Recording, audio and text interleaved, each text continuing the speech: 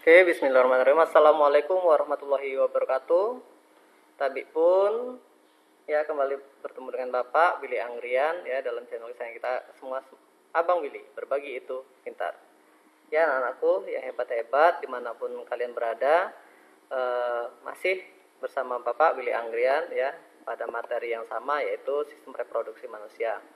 Kompetensi dasarnya masih sama dengan yang sebelum-sebelumnya, yaitu menghubungkan sistem reproduksi pada manusia dan gangguan pada sistem reproduksi dengan penerapan pola hidup yang menunjang kesehatan reproduksi.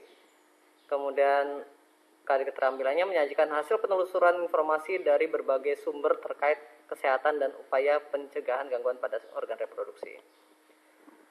Nah, ini dia peta konsepnya. Jadi sebelumnya kita sudah bahas ya, kita di sini kita sudah bahas mengenai sistem organ reproduksi pada pria maupun sistem reproduksi pada wanita hingga proses fertilisasi dan pertumbuhan dan perkembangan embrio. Oke, saya lanjutkan materinya. Ini dia ya. Kita bahas mengenai siklus haid ya. Siklus haid. Jadi kemarin kan kalian sudah belajar pada sistem reproduksi perempuan, wanita, bahwa sistem reproduksi wanita itu si ovarium memproduksi ovum gitu ya. Kalau sudah matang akan dilepas menuju uterus melalui tuba falopi. Kemudian nanti akan nunggu di rahim dan seterusnya. Kalau tidak dibuahi itu ya. Kalau dibuahi pun si ovum tadi akan nempel di rahim. Nah, anak-anak yang hebat ya, di sini siklus haid ini terjadi pada wanita gitu ya. Jadi sejak masa pubertas, biasanya sih umurnya 10 sampai 15 tahun, tubuh wanita itu mengalami proses bulanan yang disebut dengan siklus haid, gitu ya, siklus haid. Perubahan tingkat hormon mempertebal jaringan endometrium atau rahim dan memperbanyak darah yang akan jadi zat makanan bagi telur yang dibuahi. Nah, ini gambaran dinding rahim ya, rahim minggu pertama sampai seterusnya.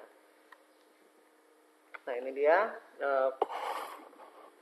pada minggu pertama nih ya, pada minggu pertama ini tertulis menstruasi. Nah, pada minggu pertama ini, pada minggu ke-1, lapisan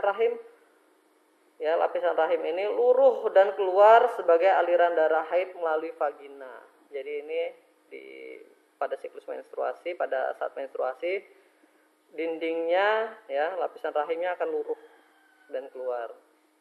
Di minggu kedua ini, lapisan rahimnya sudah mulai menebal kembali sebagai persiapan untuk sel telur berikutnya matang dalam indung telur. Jadi kembali si ovariumnya produksi lagi. Kemudian di sini ya, jadi sudah mulai menebal untuk nampung ovum. Minggu ketiga ya, telur yang matang akan lepas dari indung telur. Jadi kan gini ya, lepas, dia akan jalan menuju rahim ya. Maka pada saat minggu ketiga, telur matang lepas dari indung telur.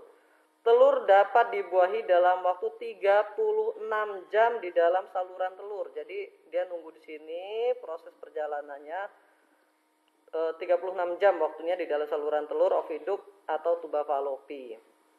Nah, di minggu keempat, telurnya akan mencapai rahim. Jika telur tersebut telah dibuahi, maka akan tertanam implantasi di dalam rahim. Tapi kalau enggak dibuahi, maka akan luruh dan keluar bersama lapisan dinding rahim sebagai darah haid lagi. Jadi dia akan nempel di sini. Kalau memang tidak dibuahi, ya dia akan luruh. Itu terus luruh, kembali ke sini, siklus berulang. Begitu terus. Itu proses pada wanita. Sampai kapan? Siklus haid ini akan berlangsung hingga perempuan berusia sekitar 40 sampai 50 tahun, yaitu pada masa menopause. Jadi kalau si wanita itu sudah tidak mengalami haid lagi, maka di sanalah namanya menopause. Biasanya umurnya sekitar 40 sampai 50 tahun. Ini tadi keterangannya ya. Nah, kemudian ejakulasi ya. ejakulasi pada alat reproduksi pria, jadi spermatogonia akan matang menjadi spermatid. Spermatid matang akan menjadi spermatozoa. Ya, dari spermatogonia menjadi spermatid. Kemudian kalau udah matang namanya menjadi spermatozoa atau kita sebutnya sebagai sperma. Proses ini pertama kali terjadi di masa puber, yaitu pada usia 12 sampai 16 tahun gitu ya. Biasanya. Berarti kalau di usia kalian kalau perempuan kemungkinan sudah haid, kalau laki-laki sudah pernah mengalami ejakulasi atau sudah masa puber di usia 12 sampai 16 tahun. Sel sperma dapat bergerak kaya DNA dan memiliki bagian kepala yang sebagian besar terbentuk dari bahan kromosom. Sperma akan dikeluarkan dari tubuh pada saat ejakulasi, kemudian ejakulasi adalah pengeluaran semen dari uretra. Ya, diingat-ingat, apa sih ejakulasi? Ejakulasi itu adalah pengeluaran semen dari uretra.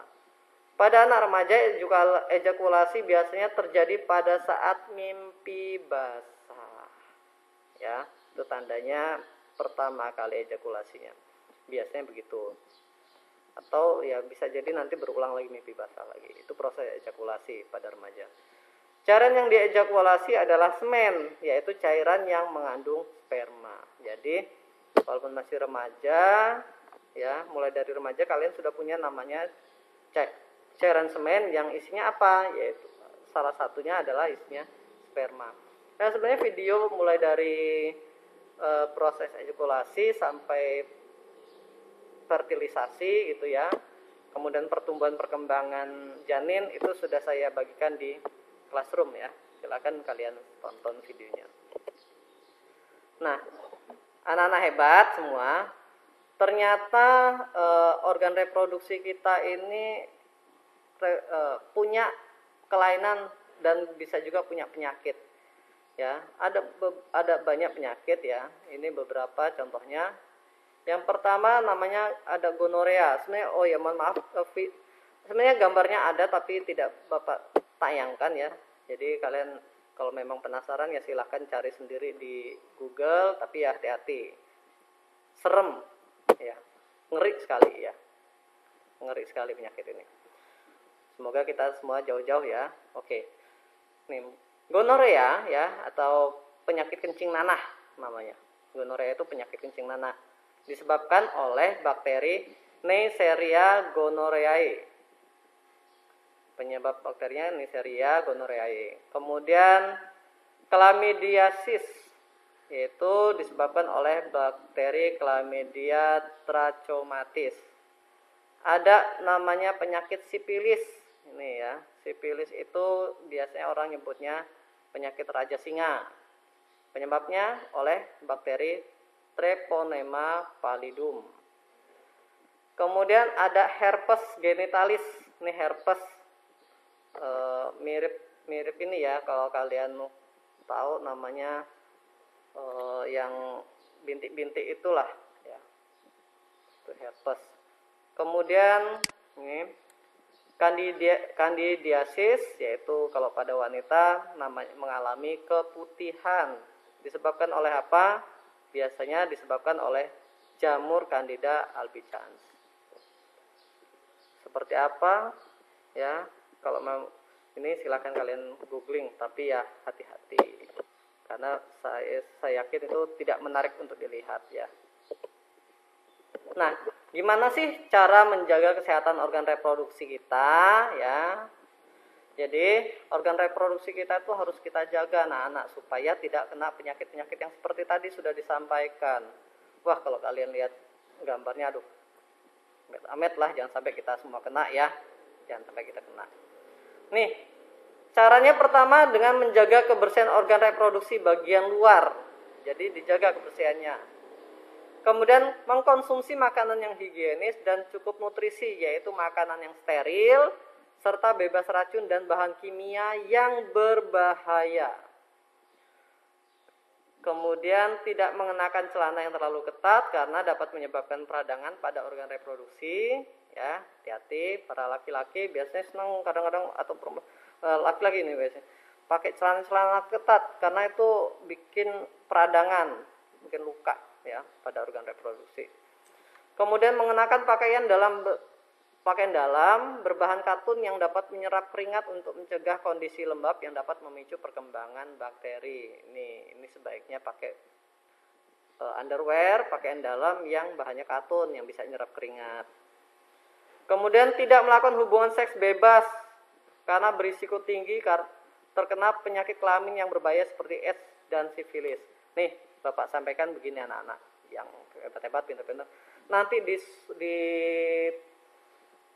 masa kalian ya, saran Bapak tetap jaga organ reproduksimu, jaga kelaminmu, jaga kemaluanmu, gitu ya. Toh ya, nanti kalau kalian sudah pada tahap sudah matang secara fisik, secara psikologis, silakan menikah. Kalau sudah ya, silakan menikah. Ya. Kemudian kalaupun sudah menikah atau nanti belum menikah, hindari jajan sembarangan ya. Kalau mau jajan sembarangan itu jangan sekali. Jajan sembarangan itu misalnya nih kalian sebagai suami misalnya, suami pergi kerja, ternyata kalian berhubungan dengan bukan pasanganmu, bukan istrimu, atau kalau yang perempuan bukan dengan suaminya, maka itu berisiko kena penyakit AIDS karena biasanya yang jajan tadi itu sudah kemana-mana, jadi bisa jadi sudah terjangkit penyakit. Kamu berhubungan, kemudian yang luar biasa apa? Kamu bawa ke rumah, kemudian kamu berhubungan lagi dengan pasanganmu, ya di rumah dengan suami atau istrimu, kamu berhubungan. Yang di rumah atau yang tidak jajan tadi, alangkah kasihannya kamu sudah ketularan di luar, kemudian kena ketularan yang di rumah yang nggak tahu apa-apa, akhirnya ketularan penyakitmu yang kamu bawa dari luar atau sebaliknya.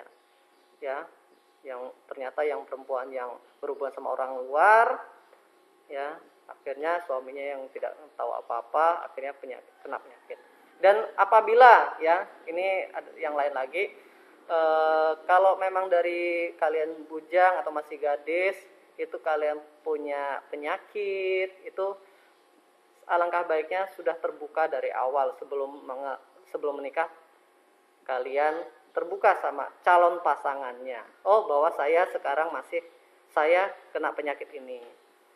Saya sedang berobat misalnya, ya. Kalau masalah nanti pasangannya mau terima atau enggak itu sudah risiko kita, ya. Kalau sekarang belakangan memang ada disarankan kalau ini bagi yang mau menikah nantinya, kalau sekarang kayaknya mungkin belum ya, nantinya itu biasanya ada menyarankan bahwa sebaiknya sebelum menikah itu kita periksa kesehatan dulu. Jadi biar sama-sama tahu yang perempuan keadaannya seperti apa, yang laki-laki keadaannya seperti apa. Itu ya. Jadi kalau sudah saling terima, ya sudah. Silakan dilanjutkan. Oke, ya. Demikianlah pemaparan dari Bapak. Kalau ada yang ingin ditanyakan, ya silakan kalian masukkan komentar kalian di YouTube ini ya, di komentar, atau kalian japri, atau boleh juga tanyakan di grup maupun di classroom. Oke, paham ya?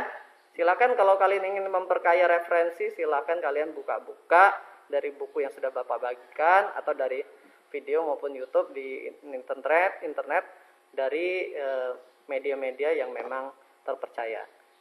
Jangan asal klik ya. Oke, terima kasih untuk saat ini ya. Sampai bertemu dengan video-video Bapak berikutnya. Bapak kiri, wabillahi taufiq hidayah. Assalamualaikum warahmatullahi wabarakatuh.